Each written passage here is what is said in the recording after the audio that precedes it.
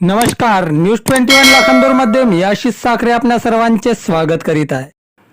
कोच्ची घाटात ग्रामस्थांनी उधळून लावला रेती चोरीचा डाव, 15 लाखांचा मुद्देमाल जप्त।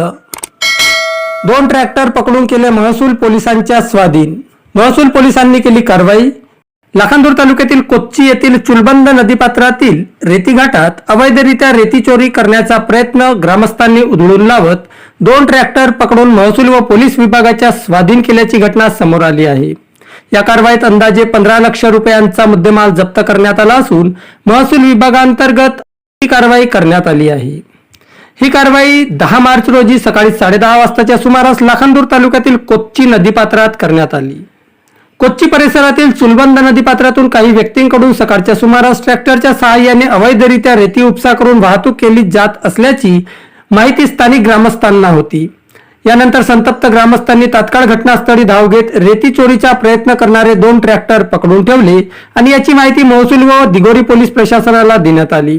त्यानंतर घटनास्थळी पोहोचलेल्या महसूल व पोलीस पथकाने दोन्ही ट्रॅक्टर ताब्यात घेत कारवाई केली। या कारवाईत एकूण 15 लाख रुपये किमतीचा मुद्देमाल जप्त करण्यात आला।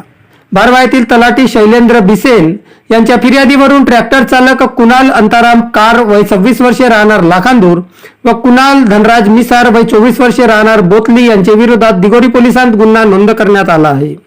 या कारवाईत विना क्रमांकाच्या निळ्या रंगाच्या स्वराज 735 XT कंपनीच्या ट्रॅक्टरसह लाल रंगाची ट्रॉली व MH36 AA 08 67 क्रमांकाचा स्वराज 843 XM कंपनीच्या ट्रॅक्टर व ट्रॉली असा एकूण 15 लाख रुपयांचा मुद्देमाल जप्त करण्यात आला आहे। दरम्यान या परिसरात अवैध रेती उत्खननाचे प्रकार वारंवार होत असल्याचा आरोप ग्रामस्थांनी केला आहे। ग्रामस्थांच्या सतर्कतेमुळे ही चोरी उघडकीस आली असली तरी अशा घटना घडत असताना प्रशासन नेमके कुठे होते असा सवालही स्थानिक नागरिकांकडून उपस्थित केला जात आहे। भविष्यात अवैध रेती उत्खनन रोखण्यासाठी प्रभावी उपाययोजना कराव्यात अशी मागणी केली जात आहे।